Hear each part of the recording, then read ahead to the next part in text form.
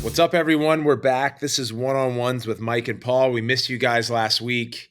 In lieu of our absence, we uploaded a State of the League video that we shot the draft between myself and Paul Carcaterra. That got some pickup, especially by New England editorial groups and New England sports news groups that noticed we had a little conversation back and forth on Bill Belichick. And anything Bill Belichick goes viral in New England. There's some people that are listening to this podcast finally, man. I think we have a couple listeners starting to pick up. Well, the bit from the State of the League was Bill Tierney calling Bill Belichick when he took the gig with the Philadelphia Water Dogs and asking him if he wanted to take the D coordinator role. And then Bill, thinking about it, politely declining. That would have been a power duo. Would love to see those two barking at Matt Palin and the opposing sideline week over week. It's already fun seeing Bill now get into his flow. I mean, I don't know how they players could survive a locker room, and both those coaches are legendary and have won far more than me. But watching what Bill Tierney, how he is so laser focused, and the type of locker room he runs, and then watching the documentary on the Patriots on Apple TV, that type of locker room, that type of practices, the intensity, it would be like an overload. I feel like on a team with those two guys coaching.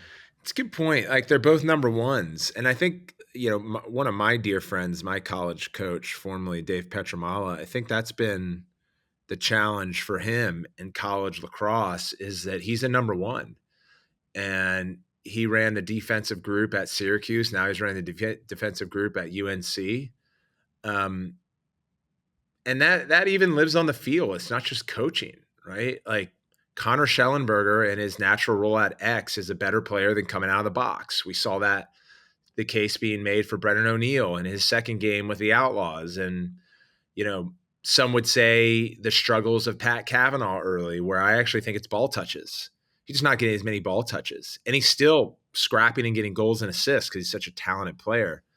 But if you have too many attackmen, you're either going to, as a coach, put a couple of them out of the midfield or sit a couple of them. And, if you have a locker room full of number one guys as coaches, there's probably going to be some issues. So I think you're right. I mean, in the documentary, The Dynasty, the point they were making at the end was around just two alphas not being able to coexist in a locker room. I wonder, you've been in a lot of different locker rooms, if you think the coach can be an alpha and they're the best player, the captain can also be an alpha. Like, can they coexist together? Yeah, they can. They have to be able to, and by the way, Bill and Tom arguably put together the greatest, dual career in NFL history, winning 6 Super Bowls together. So it wasn't without their interpersonal drama towards the back third of it. But, if you look at the numbers and you look at their success, it actually indicated the opposite. I thought the director did a good job, though, of bringing out the drama and the challenges that they had to overcome. I then think about Michael Jordan, Kobe Bryant, and Phil Jackson. Phil Jackson, no doubt about was it. Phil an alpha? I felt like he was an alpha, but he was a compassionate sort of Zen master. So he knew how to prop up and sort of be in the passenger seat. But as a coach, make no mistake, he's more like Steve Kerr, right? But the note that I was going to make to your point, it is different in pros and college. You can have two alphas who are hardcore sort of A-list guys, your star player and the head coach in college, but there's the built-in hierarchy of still being an amateur and reporting into the head coach. The thing with Tom Brady is he started having a family and kids, had huge responsibilities, was into his 30s. You look at even LeBron James and JJ Redick. Basically the same age. We're going to see how that goes. JJ's an alpha, but LeBron is sort of the most powerful figure in sports. How are they going to coexist when they differ in opinion? Because Tom Brady, like LeBron James, they've played enough ball to make coaching decisions.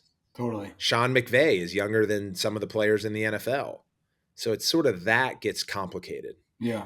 I mean, you can make the argument that every single person, every single player on a roster of a pro team in any sport is an alpha, right? And then, you just saw the Celtics between Jalen and Jason. Like, those guys are both alphas and Yeah. they figure out a way to Yeah. coexist. I mean, Jordan and Pippen, both alphas, right? But then there's always this debate: does it devolve? How does the media change the narrative, right? Like Kobe and Shaq. It's just an interesting thing. Yeah, I don't know if two coaches, though, to our point, two head coaches, they're used to being head coaches. You'd almost need, what actually interesting model? Companies do this. They have co CEOs, you Yeah. know, me and you basically split the company up and we run things together and try to make decisions together. And we don't always see things the same way, but we always try to get to a decision and know that collaborative debate works as co-founders. I wonder if there's a world where there's like co-head coaches, if a team would do that. That's Well, kind they of do associate head, but it's let's still get head, but like it's still not that. still not the same. Yeah. I mean, I think I mean really like heading into an election this November, the president over the last 100 years has been more of a figurehead, and it's really the action lives within his cabinet. But he's like, and I say he because we haven't had a female president. He has been the number one or sort of that person, but I think inside of it is roles and responsibilities. So whether it's the cabinet of an administration or a lot of head coaches delegate offense and defense to assistants, some don't. Like what Bill does is he's like the master of motivation, culture building, and delegation. And he keeps a tight coaching staff. What people don't realize is that Bill over the last 20 years in football has had the smallest staff in the NFL. He's sort of like viewed it as Elon Musk views like a smaller, more concentrated, higher impact team of people at the company. Um, Fewer people to communicate with, and people just get shit done. So everyone has their philosophies, but sort of dragging off your point. Yeah. Yeah. Well, speaking of delegating, we Yeah, here we go. delegate, Let's get the transition. we, Transition we, us. we delegated Can Lions to you. Yeah. And I heard from one of our investors who was talking to some folks over at Stagwell who hosted you. Stagwell is one of the one of the largest, most successful global agencies, who's hosted us in Ransport Beach that you were a part of, and that they had heard from Stagwell that there were 5 Paul Rabels in Cannes. What's the secret to being sometimes I talked to you a couple times and you were like, dude, I'm just kind of, on a mission right now. And I don't even know where the next meeting is. I'm just following my calendar. What was the secret to being so effective out there? And do you feel like it was great for the sport? Obviously there was a moment where you were able to carry the torch in the Olympics. Give us a recap. Talk to us a little bit about it from your perspective. There were a couple of times where I called you and I was like, man, I just need to brain dump here. I've taken a lot of these meetings and these people that I've met and people that I've rekindled with into my notepad of my phone, but a lot of it is, sort of off the cuff. There are designated meetings and dinners, but it is a week's worth of decision makers, unlike any other event that I've been to, from Super Bowl to South by Southwest to MIT Sloan Sports Analytics. I've never been to Davos, but it's probably a bit like that in the world of advertising, in that you're meeting with all of these global CMOs and then more athletes and entertainers and creators than there were the year before.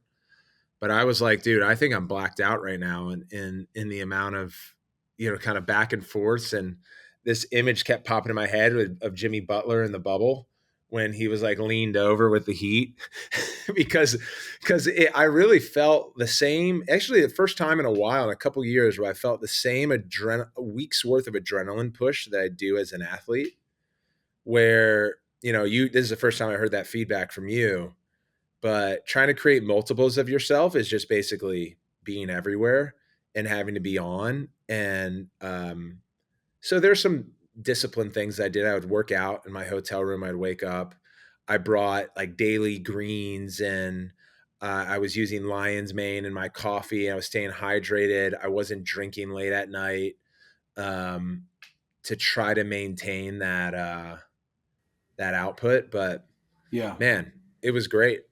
It I was think great. one of the things we've been doing and just sharing, some of our own best practices with folks is, even taking a beat from, it sounds like kind of a similar roadmap and mentality that we had at the Super Bowl and we've had at Super Bowls. If we're lucky enough to go with partners, like in the past, we've gone with Gatorade. For Can Line, been going with Stagwell. We really make sure that we're spending a lot of time with our partners and Yeah. helping where they want help first, Yeah. and digging in with them to help their activations come to life. Uh, and then the second piece is we work. We're not there for the parties, and I'm not just Yeah. saying that to beat our chest, not just saying because we have to, and it's part of our DNA. But we're not drinking. We're there grinding. We're there taking as many meetings as we possibly can. We're planning the meetings months in advance, and we come out of there we're like dog tired, not from the partying and late nights. It's from the meetings and Yeah. having to be on. I mean, you got sick as soon as you got back, right? Yeah. You're a bit sick. You just started recovering, Just right? punched it out. Yeah. Yeah. Did a sweat lodge We're essentially. not we're not being Um, martyrs. Like we're lucky to go to the Super Bowl. We're lucky to go to Cannes, but like when we feel lucky, we go there to work because the networking is really, really great. Tell us a little about the Olympic torch, how that felt. I know how hard you worked on getting lacrosse back in the Olympics with World Lacrosse, with Joe Ty, with U.S. Lacrosse. Like, talk a little bit about that moment for you. Man, it was a surreal moment. I actually never thought that I would be carrying the Olympic torch. In my book, I write about how I had an Olympic dream as a kid. I wanted to play in the Olympics, but that door closed as I chose lacrosse, and the opportunity wasn't there. And now that the opportunity is there again, life has its way of like not giving you exactly what you wanted, but if you work hard enough and you're open and aware enough, it tells you what it has planned for you. And for me, it was being a part of the internal team that helped get lacrosse back in the Olympics, and I'll be a spectator there of it, and big advocate of it. um, the lesson around how we do business is the way that it came about. One would think that I went to Cannes to bear the Olympic torch, and the truth is, I probably would have if it had been brought to me. But the trip was scheduled and planned with Stagwell, to your point, and I had these panels and other meetings going on. And then within about 10 days, the opportunity came up. It was so surreal that I thought, I'm not actually going to carry this thing or hold it. I'll probably be there for a photo op and bounce. Because with Shaun White and Megan Rapinoe and Sue Bird, it's sort of like, come on. Those guys have all won Olympic gold medals. And so I was the one who hadn't. Um, but I had been to an Olympic Team USA event probably 10 years ago with a company called Gold Meets Golden. And one of the things that dad and mom taught us is just always be kind and follow up with people. So I've stayed in touch with that organization. It's a nonprofit that supports Team USA, USOPC, and IOC. So they are the organization that ended up orchestrating this torch carry in Cannes all the way up to Paris. And I've stayed in touch with them. And they actually reached out knowing and seeing that I was going to be there if I would like to participate in it. So it's just one of those things you never fucking know. But if you're kind and and you make yourself available and you work really hard, sometimes really, really life changing moments, like I would say that for me, can just happen. Yeah, incredible. A lot of great lessons, well deserved. Um, and I think it was a nice moment for everyone, and it was also representative of the sport. Like lacrosse is going to be back in the Olympics, and it was nice to be sort of up on that mantle. You carrying the torch for a little bit on behalf of the sport, and it was a cool thing for you to do and a cool thing for the sport. So, and the lesson Yeah. there, the Easter egg of being kind to everyone and following up with everyone, you do that. You do a lot of that. And I take lessons from you on that. I want to get hard edged with too many people, but you're always, the nice person to everyone. So I'm glad it's, It's because I was so mean I'm on the glad it's field for bearing so some, long. glad it's bearing some fruit. Yeah. You were a psycho on the field, off the field. I was probably too nice in the field. That's why I never won. And now I'm psycho in the boardroom.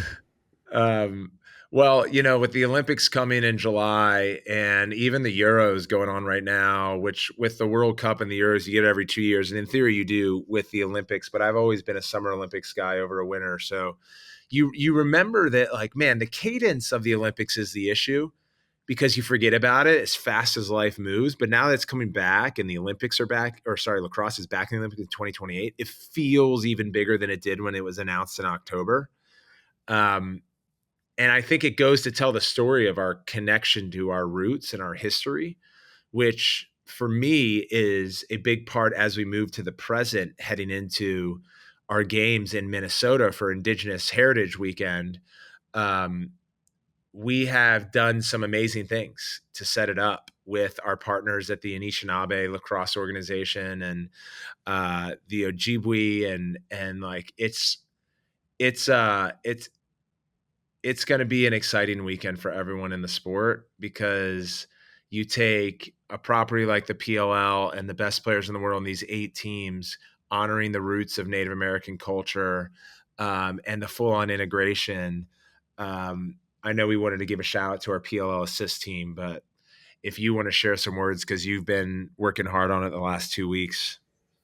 Yeah, I mean, all the things you said are right. I mean, I think the Anishinaabe Lacrosse uh, Federation that we're working with has just been fantastic. They've been a partner with us since we've been going to Minneapolis. And so now we've sort of raised the stakes and, with them around not only the jerseys like you talked about and driving those jerseys and driving proceeds back to them, and doing it with one of their artists and Patrick, but our ability to also activate. I think we're doing double the amount of activations through the weekend. So we're doing things like halftime, traditional stick and ball, exhibition games before the games, both on Friday and Saturday. We're having like large game format stick and ball play. Anyone that wants to play can join. We're honoring. We're doing land acknowledgments like we do every single weekend. We're doing education centers. We're hosting folks from the different Anishinaabe tribes. So we're doing a lot of stuff, and it's all being really run through our PLL assists arm, and then also our events team and our fan experience team. So big shout out to Eric Matthew, Tommy Goldman, Danny Passavoy, and all the folks that are working on this. It's been a huge lift, and it's just excited to see it to come to life and improve every year. That's what we try to do at the PLL. That's been our mantra: is like what we've done in the past is good, and we should feel good, but we got to get better. And I'm excited about us doing more for the local community in partnership with Anishinaabe, and I'm excited for Indigenous Heritage Week this week. So And we it's been got a great Jeremy weekend. Thompson in the booth on Friday night. He's coming back. He did 2 games last year with ESPN for our Native American Heritage Weekend. He's going to do 2 games again. I'm going to get my arms around him as I'm going to Mini. I also hopefully run into the guy who has every year the Paul Rabel is my father sign. I want to find him. I know Are you his it's dad? not that I'm I aware don't of, think but so. He's we've like, got to I think he might maybe be do like some DNA 30. testing. He might be 30, but I don't think he. Yeah, they probably since I'm 38, probably ages me out. Yeah, If he was probably. 20, maybe. Yeah, Dad, don't listen to this episode, obviously. All right, so we got some good matchups this weekend. I think that after coming off the bye, I know there was a lot. The first 3 weekends plus college, there was a lot of sort of guys that all dinged up, some soft tissue stuff. But hopefully the bye. I know looking at the injury report, guys are sort of healing up, and the Atlas are red hot, right? White hot, 4-0. Did you see that coming? Did you see the Atlas being able to be the team to beat, and now odds, especially with all the gaming houses favoring them to win the championship? I, I don't know. Maybe you have to listen back to this podcast. I don't want to I don't want to cross up, but I've always felt like Atlas has what it takes because they have the best face-off player in the world, who was 2 years ago MVP. They have arguably the best attackman. It's being proven now, but I know I've felt this way about Teat for several years. They have one of the great midfielders now 3. Miles Jones is having a 2021 season with us, but Doc's Aiken's in, and then Brian Costabile has been a force since he was drafted in 2020. And then they have these 2 defenders who they took first round last year in Makar and Adler.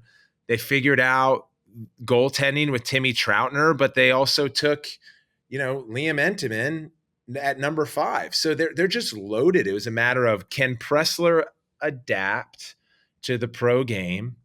Nick Saban could never do it in the NFL. Depends on your style. He's showing that he can. But we're still early. So what we're seeing out of Teat, though, is nuts. 30 points, on pace to absolutely shatter the PLL single season points record, which is 44. And keep that in mind, with shorter games and fewer games versus MLL got up to, I think, 72. We should get Teat on the podcast, figure out what's going on from last year to this year, like, the adjustments that he made, not only just to his game, but also the mental aspect of, I know last year was a down year for him, and how he, either went into, the off season and playing in the NLL, like what sort of adjustments he made both to his game and emotionally and intellectually would be interesting to hear, because he looks like a completely new player. I mean, we always knew he was, I love him, an incredible talent, but like he's almost unstoppable. Such a good dude too. I've had a few conversations with him back to last season and this off season. I mean, I would guess he's 26 to 28.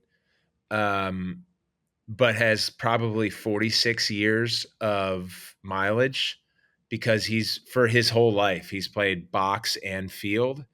He plays year round, plays loads of games. He's been on Team Canada since he was 18. And last year he had NLL season rolling into PLL season where there was an overlap, and World Games, then back to PLL. This year, his NLL team didn't make the playoffs, so he had about 3 to 4 weeks time to just reset. And I think, to your point too, I mean, you got to talk about the Slim Reaper and Connor Schellenberger. They are both incredible attackmen that, by age and by playing style, are just perfect for Teat. What makes Teat so incredible is that the ball doesn't get stuck in his stick, and he still has the most touches and passes of anyone in the PLL. Scores loads of points. He's not demanding the ball. He lets the game come to him. And so if he's playing with a ball dominant player, it's not the best setup for him. So Schellenberger has that. And then I haven't seen any field player move off ball top to bottom like Xander Dixon in a long time. I saw it at UVA when he was under Sean Kerwin, who's now the Dartmouth head coach, who coached me my final year with the Cannons. He's an off-ball savant. But if you look at Xander Dixon all game long, whether he touches it or he doesn't, he fucking moves so well. His head's always up, his stick's there. And for someone like Teat, who is a mastermind of a feeder, big deal. And then, we were talking about this earlier today. One of our board members was asking us this question. Doc Aiken has completely opened it up from the midfield. I mean, he is looks like a superhuman. Ox Aiken. Yeah. And Haas, is that you called him Haas Aiken? I said no. I just called him Ox Aiken. Oh, Haas Aiken. Yeah, whatever the fuck we want to call him. And then Miles Jones lost 20 pounds and is moving and balling. Right, it takes pressure off the attack too with those guys. So it's just nasty. And then Trevor's obviously been lighting it up. So it's in their defense too. Like, they drafted deep at their defense. Those guys have stayed healthy, with Makar and Adler and Rex down there. So it's just a formidable team. And these 4 games that they've won, and you and I have talked about locker room culture, and Kobe Smith, being healthy again. I love Kobe, he's a man. The fact that these dudes are healthy, they've won 4 games. Winning is contagious, just like losing. I think they're the squad to beat. What with the matchups this weekend? We got Atlas Whips. So we just talked about Atlas on ESPN Plus, Cannons Archers, ESPN Plus, Redwoods Outlaws on ESPN2, Water Dogs Chaos, ESPN Plus. Which of these matchups are you looking most forward to watching? Well, this is it's a fun one because what we notice is we have all 8 teams here, Yep. which is the first time this season because it's a neutral site. Neutral So there's site. not a so no one's playing 2 games. So they're all going to be fresh and they're all going to be hungry to walk away with a win. I think it comes down for me, man, seeing New York, Maryland's going to be fun. That game's always big, Atlas Whips. And the Whips are coming off of a huge win against the home team, Philadelphia Water Dogs, 2 weekends ago. So they've got some momentum. They want to keep it going. And it's one of those, dad used to call them trap games, where Atlas is feeling really good, 4-0, kicking off the weekend in Minnesota, taking on the Whips, who have 1 win. People are calling them old. Um, Cannons Archers is what a lot of people thought the championship game was going to be going into this year. So that's going to be an incredible one. Redwoods need a win. Brennan O'Neill is back. That's That's the on game I'm. ESPN That's the two. game I'm most interested They're in. all fucking sick. All the games are interesting, but Outlaws, look, they haven't played in 2 weeks, right? So Yeah, that's but they were all a little dinged up too. I know that after that game that they went into overtime, beat Archers, those guys were like dinged up. Obviously, pumped they won, so they're yeah. resting and recovered, and they're getting back to practice and they're practicing well. But and then the Redwoods are desperate for a win, right? So that game's going to be That's a going to be a dog scrappy fight. It's game going to be where scrappy. It's both going to be teams, dog fight. call it like outside of the Brennan O'Neill fourth quarter and overtime that we saw. Those teams are pretty equal. Yeah, It kind of reminds me of Cannons Archers, Redwoods Outlaws, but then the last one for me with the Water Dogs, they've lost all 3 of their games by 1 goal. They've already had their bye. They have Bill Tierney, who we spent a little bit of the time at the top talking about, who's going to right the ship, and they just acquired Denver's face-off man, Alex Stathakis, who Bill Tierney recruited when he was at Denver, so he has a relationship with this moose. I mean, yeah, this he's a guy moose, looks like isn't a he? fullback. Yeah, who was the Yeah. guy who Chris Berman loved, the fullback for Tampa Bay, who would go, Mike Allstott. Mike Allstott. yeah, he's like Mike Allstott when he plays. So that's going to be a big one because the point around going back to the 32 now without a poll and seeing the impact of it positively as first possessions have gone up to 28% from 22. So a pretty significant increase in goals scored on first possession. Because the clock is faster, it still doesn't sink your ship if you lose the majority of the draws, which was the point, right? Is like getting back to equal possession while honoring the game's face-off. So, the Water Dogs losing their 3 games, not winning very many draws at all by a goal, to me indicates they're one of the top teams in the league still. So we'll see with Stathakis in the lineup if they clean up. And they're playing a tough fucking team that they traditionally don't match up that well against in chaos. Totally. I'm interested in also seeing the face-off draw between TD Ireland and Luke Weirman. Luke, Yeah. I mean, TD is just one of the best face-off guys in the league and incredibly strong. Luke's a moose, and he balled Yeah. out He against scores. against Sis, right? And Sis is one of the best in the league too, right? So, I mean, this is a funny thing. I was sitting on the sideline watching that game with a couple of Panthers guys who were at the game in Charlotte, and they were like walking on the field afterwards, and they were like, they didn't realize how big these dudes were. I'm like, yeah, they're not wearing the huge shoulder pads that you guys wear, but they're fucking mooses. Yeah. And some of that gets lost. When you get on the field with these dudes, you're like, damn, I forgot how big these guys are. Yeah. Yeah. I mean, 100%. They're huge, and they're even bigger with cleats and a helmet. Yeah. And it reminds me of like seeing football players in the NFL walk out of the locker room. They're so much bigger when they're padded up because they have shoulders, helmet, and The shoulders. cleats. Yeah, the shoulders make you look huge. WWE superstars used to have like the platform shoes to give Yeah. them a couple of inches when they come out. Yeah, it's like But wearing these guys cowboy are boots. even bigger on the field. They're just massive. Yeah, totally. The last face-off guys we give a shout out was I think TLN's MVP in Zach Tucci, which the story that I loved was not only did he score the overtime winner against the Water Dogs, and not only did he have a 2-point shot at the end of the first half, but this was a guy who suited up for Andy Copeland and the Water Dogs the start of last season and when they had that crazy comeback against Atlas in week 3 in Ohio, he didn't dress again. And then he became a free agent. And then when Brian Holman saw the writing on the wall and the importance of faceoff wins and acquired someone to play last week, it was Zach Tucci against the team who cut him the year before. So there's those little moments in sport where when he's getting interviewed after the game by Dana Boyle, Yeah, he was and it jacked. was kind of like, not only was this amazing, but there was redemption that was wrapped up in this. So Totally, totally. shout That's out to that dude. the longer we build, the more that stuff's going to happen. So, love to Uh, see it. Should we get into questions? let's do it. Hey, it's Jared Messer from Baton Rouge, Louisiana, and I was wondering if y'all are. I know y'all do junior PLL sixes teams, and I was wondering if y'all would want to open up one here in Baton Rouge, or just somewhere in the southern area. I think y'all really have an untapped market when it comes to southern lacrosse. It's really been a bigger thing down here in the past few years. Thank you for the question.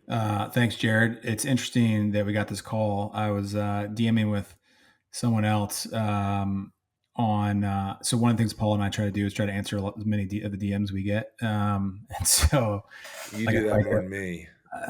Yeah, we you're good at hacked it that. from Gary Vee, but once in a while you'll get someone who sends you a message, and you just start engaging. And I've been going down this text thread with a high school lacrosse player on Instagram who is from Louisiana, and he was telling me something similar.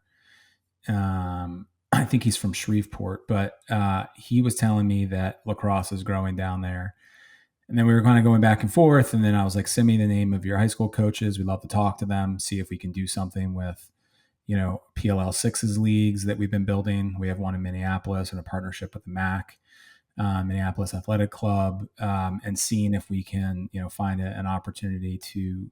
We like sixes leagues to start a beachhead in certain markets because the game there's not as many rules and it's more fluid and a little bit easier to sort of get acclimated. And then we can build, traditional field lacrosse as well. But we like an entry point with our sixes leagues that we're doing. So, and then obviously the big piece of that is finding great coaches. And so I think to answer your question for us, it's interesting to hear that this is the second data point now. That Louisiana is really growing. And so I think that it's something that's really interesting for us. And there's markets where lacrosse is really competitive at the youth level. We know what those markets are: Long Island, Baltimore, Philly, et cetera. And it's great that there's participation there, but it's also there's opportunity for less popular traditional lacrosse markets to grow the sport there, and so we want to be proponents of doing that and finding ways to use our IP, use our connections, bring players and coaches to markets, and bring PLL play to those markets to help grow it. So this is a great data point for us and something that we're excited about continuing to do. Yeah, I'm just a big fan of SEC lacrosse. I'd love to see I love to see the NCY, Southeast. Yeah, no, but NCLA. like when I think about was he was talking about with Baton Rouge, right? And I think about the Southeast Conference for lacrosse and the future of that. Yeah, most of it lives in the MCLA, but I visited LSU a few years ago to meet with their club program and also did some sports science stuff on campus. Man, football there is huge. But we think about, whether it is, and this is sort of outside the plate, but somewhat tied in, Kentucky's SEC. We're in Louisville. We've been down to Atlanta a bunch. I love the Georgia market. The Carolinas are super important. Florida is actually a really powerful MSA for lacrosse. The challenge for us is in the summer heat, hosting 4 games in outdoor venues is difficult. But we had our first training camp at IMG. We're continuing to look at that market, or just generally the Southeast, as I think I heard your question, Jared. One of my first camps I used to run annually was in Boca Raton. It was a clinic. I've done some stuff with Tampa lacrosse. We know the Inter Miami folks. So this is without a doubt a important market to the PLL. It's a huge burgeoning market for lacrosse. And in addition to what we already do there with PLL play, we're constantly looking to strike, sort of PLL main opportunities there. Hey, Paul and Mike, this is Matthew from Minnesota, and I was wondering how you guys do salaries and stuff with the PLL and how all that stuff works. And yeah, thanks. Bye. Appreciate the question, brother. I'll start by talking about it historically and then holistically. I think as a society, even in the business world, certainly in the startup world, we think about it from a compensation standpoint because there's a lot of factors in addition to salary. But when I first played professional lacrosse, it was only salary. And my rookie wage was $6,500. And then the average wage in the MLO was $8,000. There was no health care. There were no additional ways directly through the organizations to make a wider compensation. So when we started the PLL, we wanted to create a salary that was competitive with other emerging leagues, call it NWSL, even WNBA at the time. Now the WNBA we're seeing have a huge lift. G League comes to mind, but we immediately 4X the average wage. Now we're more than 4X as we continue to grow revenues and invest in the player salary specifically. What we also offered from the gates and still do now is stock options, which I think is really cool. If you play in the PLL, you're an owner of the PLL. And there's no other team sport in North America that offers that opportunity. And we've said it before and we'll keep saying it. But when you were an NFL player in the 60s and you were building the foundation that eventually evolved into what we see the NFL today, those players, aside from their pension that they had to fight for, are like, man, wouldn't it have been great to sign a $200 million deal? Well, it would also be great to own a small percentage of the Dallas Cowboys. And so that's what we're building in addition to increased salary. And then the last piece is healthcare. Our players and even our coaches have access to league year-round healthcare. Then we moved to marketing addendums. So we figured a way for the league to invest more into our players is through things like sponsorship, player appearances, other forms of activation. That comes from the league level. Our salaries are now dictated by our GMs and coaches, where they assign within their respective team player pool wages that then get approved by the league. Our marketing addendums come from the league to players. The third piece is with PLL play, there are really endless opportunities for players to get involved in large, meaningful ways. For example, Troy Ray sort of is a director at the PLL play level. He not only oversees sales and players, but he has camps and clinics of his own. We've done other bespoke overnight with players at the PLL where they make outsized monies versus just showing up and doing appearances at clinics. So that would be part 3. And then the fourth one that I wanted to share with you, which was new 2 years ago, is our championship series. So it's off-season programming that provides additional wage opportunity and bonus purse opportunity to players on the top 4 teams. So compensation, I think about it from a package standpoint. Our goal at a global level is to figure out when players can, for the first time in pro lacrosse history, be mandated full-time. Many of our players now are full-time, and then that there are players who aren't, who work 9-to-5 jobs, because the obligational history for pro lacrosse has been a couple practices a week and a game on the weekend. We've yet to experience the leverage of getting to a place where we have derived enough commercial success where we can meet the demands of our players such that we can mandate that the teams and the players are in their home markets year-round. And what that will do to our business history of lacrosse, which suggests they don't know. We believe that it would be pretty dramatic. So that's what we're working on tirelessly every day to achieve. Hey, Mike and Paul. Obviously, you guys had a lot on your plate running the PLL, managing everything for this year and into the future. So, with that in mind, my question is, how do you handle the balance of planning for the future and setting the league up for success down the road while also staying focused on this year and celebrating the wins that are happening right now? Thanks. I think I know that voice. I think that's Jared Smalley. And Jared Smalley is one of our lead ticket sales managers. He's been with us for 4 years now. I remember meeting Jared in LA in 2020. And he came into our office wearing a full suit and tie, had a background in selling hotel hospitality packages.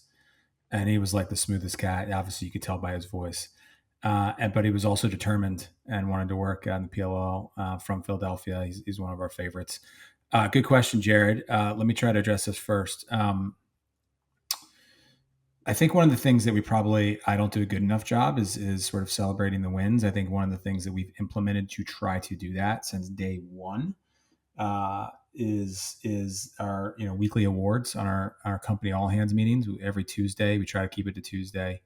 We call them Tuesday morning meetings. We have a company wide all hands call that we'll lead, and part of the agenda, at the end of the agenda, we give out 2 awards. One is called the Bulldog. The other one's the Operator Award, voted on anonymously by all of our colleagues. And that has been, then we read the honorable mentions as well. That to me, and we've kept that tradition because that to me allows us to celebrate the journey and the wins and stop and smell the roses. As a company, we're just, we have that mindset that what we've done in the past is good, but we need to be great and we're never satisfied and we have to improve. And so sometimes those successes can get lost in that. So that's an implementation that we've put together. I think as far as finding space to be strategic and thinking about the future, it starts with our OKR system. We say OKRs are our stars. So it's objectives and key results. I think it was originally created by Andy Grove. He was the CEO of Intel for a while, and then adopted by Google, who made it famous in technology in the tech world. But really thinking about what are our annual objectives, what are the key results we need to see to achieve them, and that ladders down into your quarterly OKRs and then your monthly progress against them. Once a month, we just had this call last week. We have an OKR call where we only focus on the red areas, the areas that aren't meeting our quarterly OKRs that then bleed up into our annuals. And that meeting's a hard meeting because we don't talk about any of the positives. All we're doing is talking about how do we improve the red areas, but we purposefully do that. And then at the end of that meeting, we have to remind ourselves that there's a lot of other things that are going well. But the OKR system allows us to plan for the future and then execute against the future.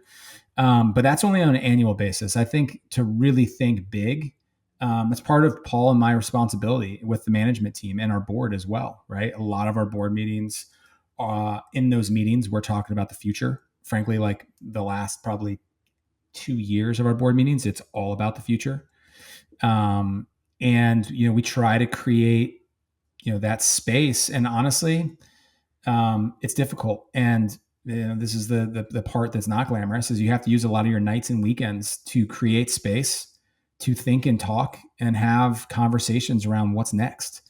Paul and I will just sometimes get on the phone with each other and just talk. And then like 30 minutes into the call, we spark an idea and it's all strategic, like big thinking. And then we'll hit up our team and be like, let's put a meeting against this.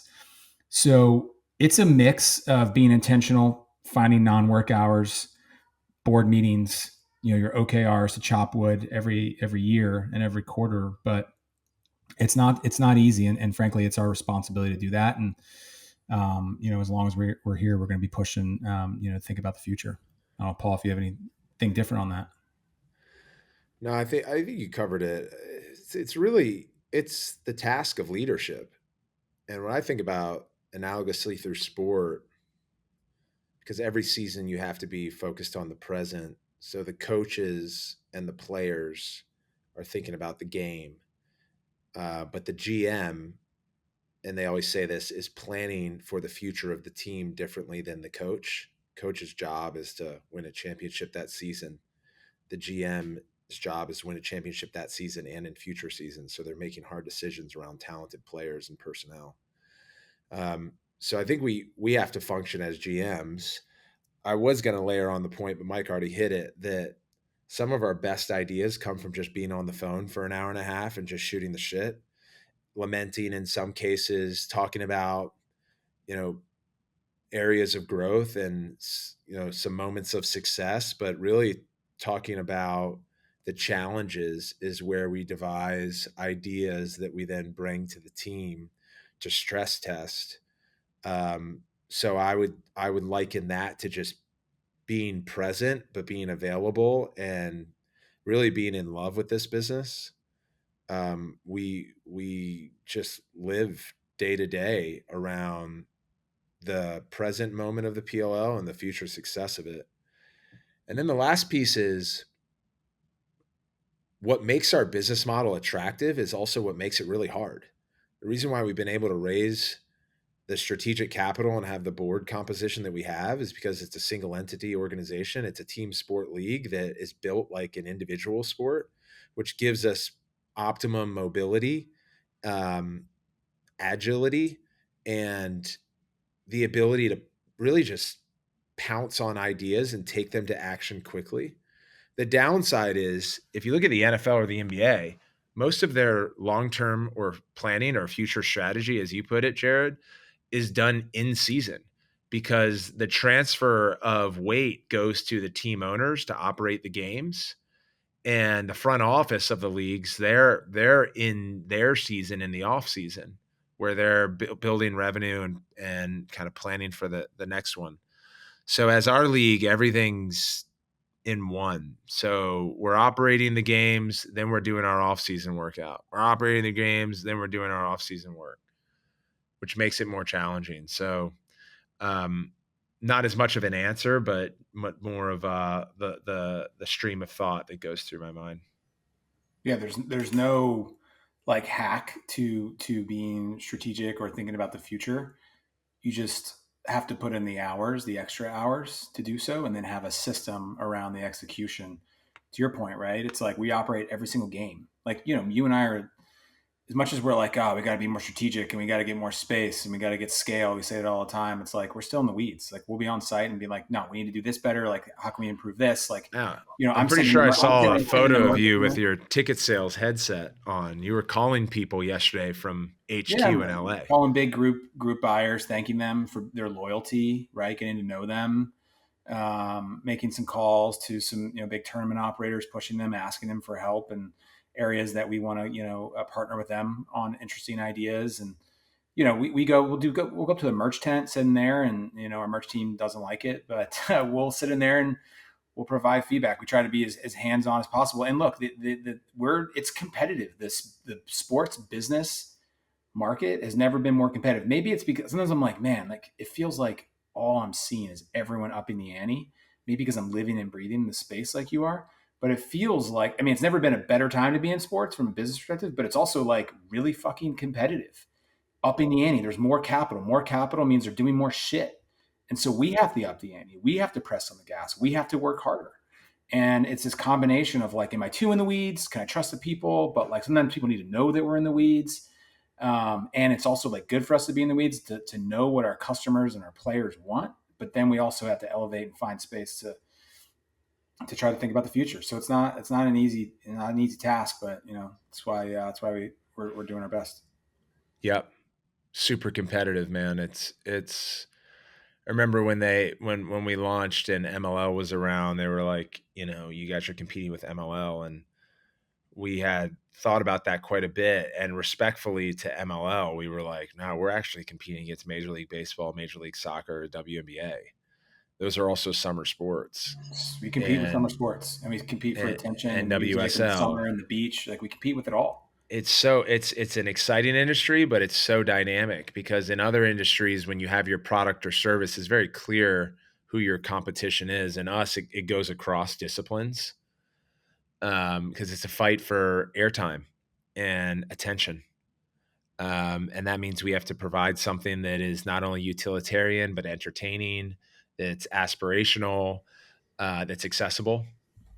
One of the things that we do, it's our calling card as well internally. We don't talk about this externally as much, but it's kind of a hack from what Richard Branson used to say at Virgin, his Virgin companies, is like, how do we improve he used to be like, how do you improve the lives of your customers? We're like, how do we improve the experience of our fans every time they're interacting with the PLL, whether it's buying merch online. Our NPS score for our e-commerce business has gone from a 5 to a 55 because we've implemented, and this is credit to Andrew Sinenberg and Sean Dullock and Matt Clark and our merch team, we've built customer service in-house. We used to outsource it for the first 5 years. NPS scores a 5, that's 55. It's like, when someone's watching the game on ESPN Plus or in our app, and they're in our app playing fantasy, or they're at a game, or they're buying merchandise in line, like we have to improve and increase the experience and improve their lives every time they're spending time with the PLL at every interaction point. And so we have that mindset, and I think we do a pretty good job, and we can always get better, but it's what we're tasked with in a competitive market. Yeah. So anyway, all right, let's wrap this thing, man. Great stuff, man. Great week. We're heading into a Native American Heritage Weekend. Got big games. We talked about a lot. I will see you next week for our pod. See you next week, man. Thanks, everybody.